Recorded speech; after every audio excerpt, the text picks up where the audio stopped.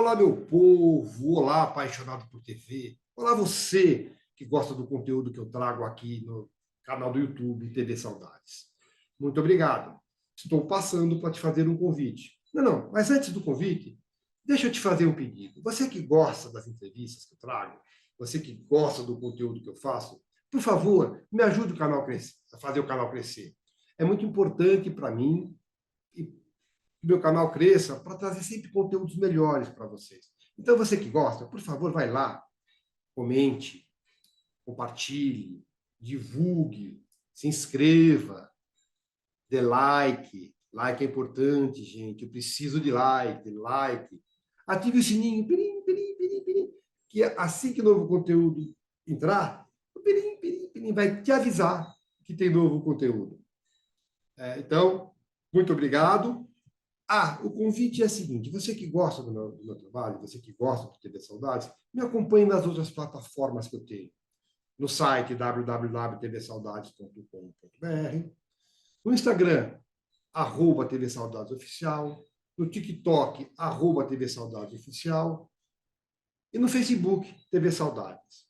Cada um deles faz um trabalho diferente, sempre lembrando a memória da televisão brasileira. Agora eu te convido para assistir a nossa próxima entrevista.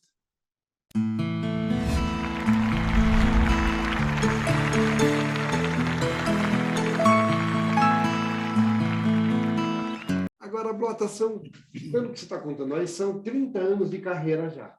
Você já tem um caminho percorrido. Já sentiu alguma coisa ao contrário? Alguém que chegou para você e falou: nossa, estou trabalhando com Blota Júnior, um jovem ator. Como é que é essa sensação contrária, Blota? É muito doido. Eu nunca me coloco em pedestal. Eu não gosto de colocar... aliás, eu não coloco ninguém em pedestal, porque a pessoa pode se achar um troféu, né?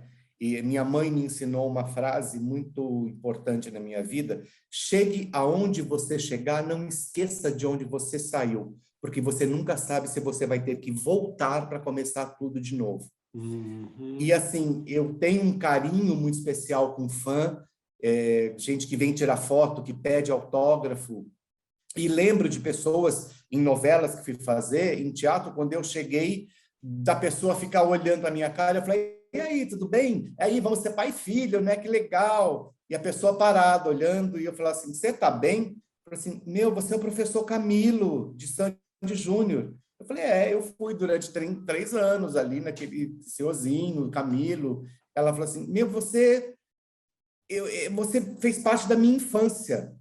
Eu falo: imagina, o projeto era muito bom, mas já tive algumas... Não é sempre que isso acontece, né? Mas é gostoso, mas, assim, não já é? tive coisas. É Legal gostoso, você saber não, que você... não por causa do pedestal, mas por você ser recebido, Não! por teu trabalho, por seu trabalho ser reconhecido, né? E, assim, eu lembro que na época de Sandy Júnior eu fui chamado para dar umas aulas em escolas de teatro pelo Brasil, e eu lembro que a primeira coisa que eu falava para eles assim: primeiro que tudo, meu nome é Geraldo Blota Filho. Quem está aqui é o Geraldo Blota Filho. O Blota Filho da televisão fica nos estúdios. Eu não estudei, eu não fiz escola de arte dramática, eu não vim aqui para ensinar vocês a representar, nós vamos trocar figurinhas. Eu vou dizer das minhas experiências e de como eu consegui criar um método de decorar, como é para mim ser ator. Se servir para vocês esse pequeno parêntese dentro do estudo de vocês, ótimo. Mas se vocês quiserem continuar, leiam muito, estudem sim, porque a gente sente falta. Então, assim, é muito doido. Eu lembro que a primeira vez que eu dei um autógrafo na minha vida foi justamente na época do Camilo. Eu morava em São Paulo ainda, meu pai ainda era vivo, eu peguei meu carro e fui na Avenida Paulista, numa padaria, comer um lanche ali. Pedi um pão na chapa, já existia aquela coisa das pessoas olharem você andando, você entrando, mas aquilo para mim sempre foi muito natural, eu sempre não ficava olhando para ver se estavam me vendo, olha, sou eu. Não, eu estava ali para comer um pouco de manteiga e pedir um café com leite. E aí chegou uma menina, devia ter uns 12, 11 anos, ela falou assim: você me dá um autógrafo? Eu falei: por quê? Não caía a ficha. Não é o porquê de que eu sou... Porque ela fala, você não é o Camilo de Sandy Júnior? Eu falei, sou, claro, sou. E outras coisas, né? A Rede Globo, fale o que quiser da Rede Globo, eu sempre fui muito feliz em todas as casas que eu trabalhei. E a Rede Globo me proporcionou mostrar o Blota Filho para o Brasil e depois para o mundo, com a venda dos projetos que a gente fez lá.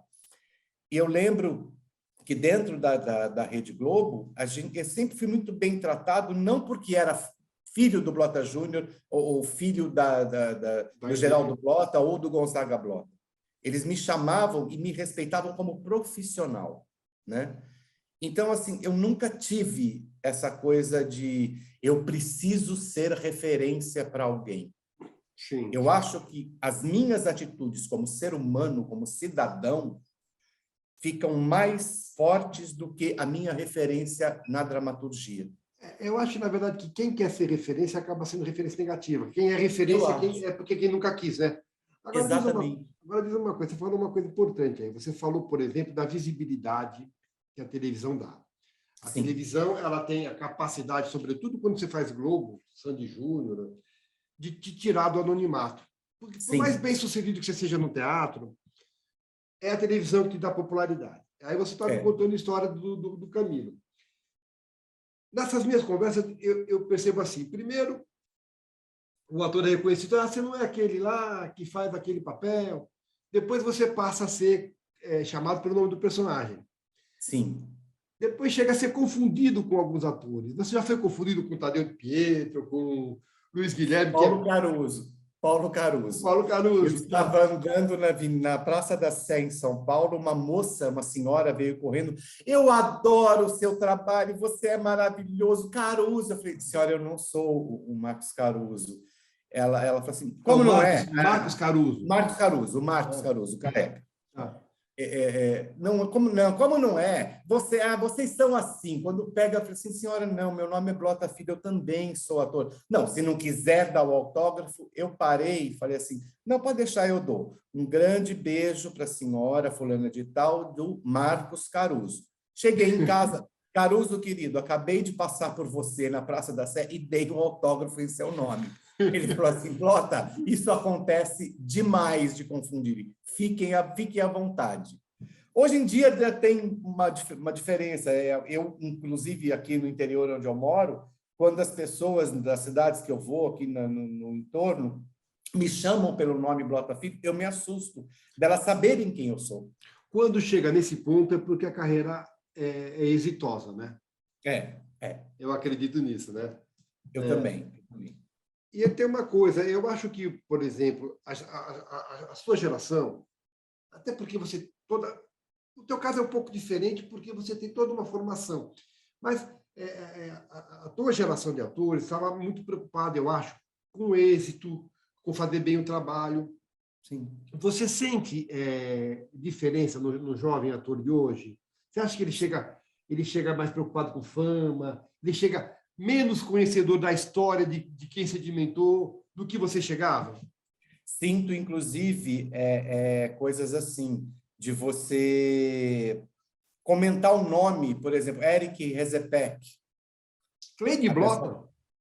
A pessoa virar e falar assim, quem é o Eric Rezepek? Foi um dos maiores maquiadores da Rede Globo. Foi ele que conseguiu fazer hematomas. Você fala que teve um remake da novela O Rebu, né? Uhum. E todo mundo comentando, eu falei assim, eu lembro do Zembinski fazendo. Quem é o Zembinski? Eu falei, é um ator, um diretor russo que fazia uma mulher na novela e as pessoas do Brasil queriam saber quem era aquela atriz, não o ator que fazia uma mulher na novela. Dona Estanislava.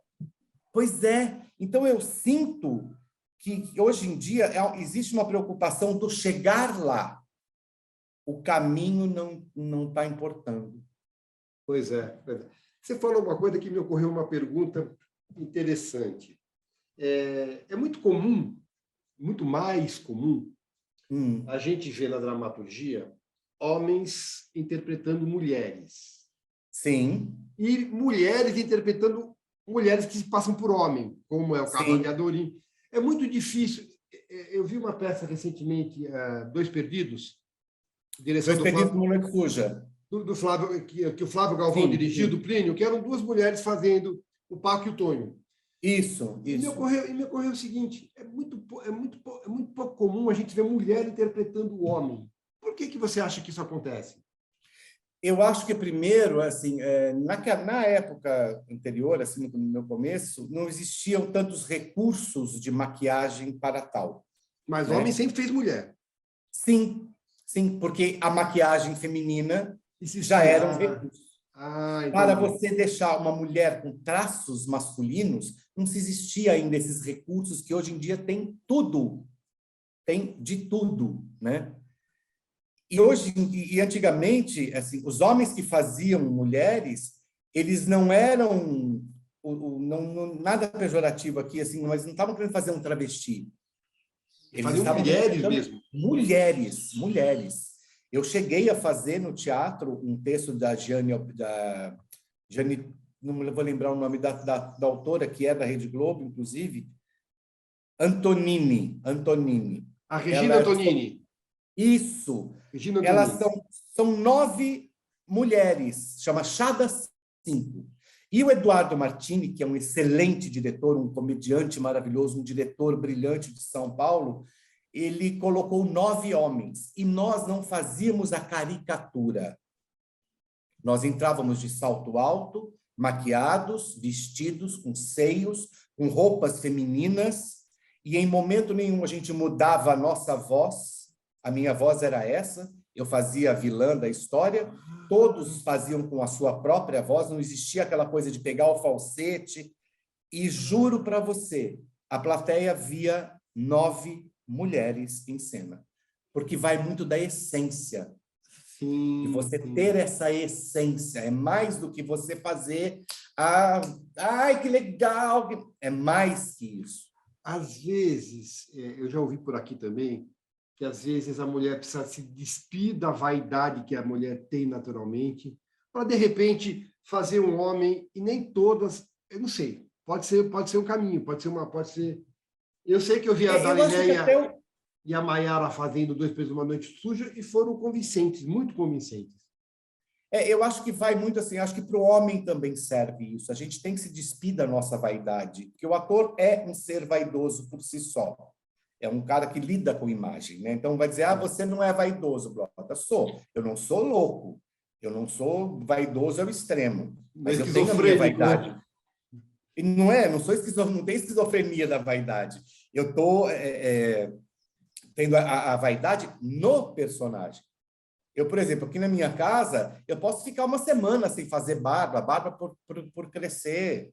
Aí depois, no banho, eu lembro e tiro a barba. Agora, assim, se eu estou fazendo uma personagem e ela precisa de uma barba, vai ser a minha ou colada, eu tenho uma vaidade com aquilo. Eu tenho que cuidar da minha barba para ela ficar... O cavanhaque do Camilo, no começo, era o cabelo do maquiador. Ele cortava o cabelo dele e colava aqui. Então, chegava no final do dia, ele falou assim, Blota, não caiu um fio. Eu falei, o Camilo é vaidoso, ele não fica toda hora fazendo assim. E é um respeito com o trabalho daquele maquiador, daquele chefe de maquiagem que está ali. Sim, sim. Então, assim, eu acho que a gente... com a própria personagem, né? Claro. Exatamente. E, assim, já fiz personagens que não tinham. Eu fiz agora tem um filme meu que está do Gato Galáctico, que estreou nos cinemas, está na Netflix agora, o Acampamento Intergaláctico. Eu lembro que teve uma sequência desse filme que nós gravamos de madrugada num resort aqui em Brotas, um frio desgraçado. Eu estou só de camisa social e suspensório, cheio de gelatina verde no corpo inteiro. Era um gelo desgraçado. E assim, vinha, seu Blota, quer botar um roupão? Eu falei, se botar o roupão, vai tirar a gelatina. Tirando a gelatina, eu vou ter que passar de novo. Deixa aguentar o frio no corte, eu vou me tremer aqui, só me traz um chocolate quente, um café, eu não bebo, né? Só quer um conhaque? Eu falei, não, eu não bebo, me traz um chocolate quente, se tiver. Se não, um café bem quente, para mim já está ótimo. No gravando, o frio vai embora. Não tinha isso. Se você vê a cena no ar, você fala assim, é impossível que estava 3 graus, 5 graus nessa madrugada, vocês filmando. Então, assim, eu acho que a gente tem que tirar um pouco essa vaidade do ator de, mas está 5 graus, vamos passar isso aqui de novo? Me dá aí uma toalha para eu limpar. Desculpa. Ou então, Blota, de repente, jogar essa vaidade para o trabalho, né? Quanto Claro. melhor o trabalho, mais vaidoso você pode ficar, né? Exatamente. Eu prefiro jogar essa vaidade para o meu trabalho, de fazer bons personagens. Hoje em dia eu posso falar assim, olha, esse personagem não é para mim, mas eu conheço 3 amigos que fariam muito bem, eu posso passar o contato para vocês. Tá, e perfeito. faço isso, entendeu? Essa é a minha vaidade com o meu trabalho. Me respeitar e respeitar o público também. Agora, me diz uma coisa. Você estudou teatro, você conhece a linguagem do rádio por causa dos teus pais, estudou teatro, começou, você disse, pelo teatro. Quando pintou a televisão? Que é uma linguagem completamente diferente. Teatro é tudo mais largo, tudo maior, né? Projeção de voz. Televisão é tudo menos. Fala baixinho, microfone, lapela, boom. Hoje acho que não tem nem mais boom, acho que tem hoje, né? Enfim. Não, é muito difícil. Assim, dependendo das cenas, tem o boom e tem a lapela que fica colado na nossa pele aqui. Mas o que eu quero saber de você é o seguinte: estranhou a linguagem, teve dificuldade ou tirou de letra? Pode parecer até uma coisa presunçosa, assim, mas tirei de letra. Ai, que barato, isso é bom. Porque, assim, eu nunca me preocupei em se eu estou valorizado para a câmera ou não. Eu sempre me preocupo com o jogo cênico com o meu colega. Tá. A verdade tem que estar no olho do que eu estou falando, não é só na fala. A verdade tem que estar na nossa conjunção de interpretação, no embate entre 2 atores que estão fazendo seus personagens, mesmo que não seja uma cena de briga. Pode ser uma cena cômica, uma cena trágica, uma cena romântica. Eu sempre acreditei nisso. Eu não me preocupo se eu estou aparecendo ou não. Eu me preocupo com a cena. Então, por isso que eu falo para você, eu tirei de letra por isso. Tem colegas que se preocupam, se tá que câmera que tá. E eu não me preocupo. Essa é uma preocupação que o diretor vai ter, que o diretor de corte tem que ter. Mas essa coisa da voz, por exemplo, de falar mais baixo, isso você teve que se adaptar? Não. Foi tranquilo? Não. Tranquilo. Porque assim, eu não pensava nisso. É o que eu digo para você, o jogo cênico, de repente eu tenho que chegar para a atriz que estava contracenando comigo e falar assim, olha aqui, sua cadela. Já está ali escrito para mim, como ele vai falar. Entendeu? Por isso que eu falo para você que eu não me preocupei com isso. Os gestos eu posso até mexer as mãos, elas não vão aparecer, mas eu mexo. Porque eu acho que seria me engessar muito naquela técnica. Né? E hoje em dia eu já sei aonde está o close, com quem é o dono daquela cena, quem é o foco da cena. Se eu sou escada ou se a pessoa vai ser escada, para que a cena cresça. Não é que eu vou subir em alguém ou alguém vai subir em mim para aparecer mais ou menos. Já trabalhei com gente assim e não é gostoso. Não é legal você ter um colega de cena que muda uma marcação no gravando para te ver rendido ou para te ver vendido. Isso é um problema de vaidade, uma vaidade feia daquela pessoa, não é meu. Você então, deve o texto, a minha mãe me ensinou isso, desculpa te interromper, a minha mãe me ensinou isso. O texto diz para você quem é aquele personagem. E muitas vezes era assim, vou fazer isso aqui gritando. Ela falou, por quê? Porque ele tá bravo. Ela virava para mim e falou assim, isso no teatro amador, tá? Mamãe não chegou a me ver profissional, infelizmente. Nem na televisão. Ela falou assim, mas por quê? Ele tá aqui, ó, ele tá brigando com o cara. Falei assim, desde quando quem grita mais ganha a briga? Faz um tom abaixo. Aí eu chegava no ensaio, brilhantemente feito pela minha mãe, a ideia dela, dava certo.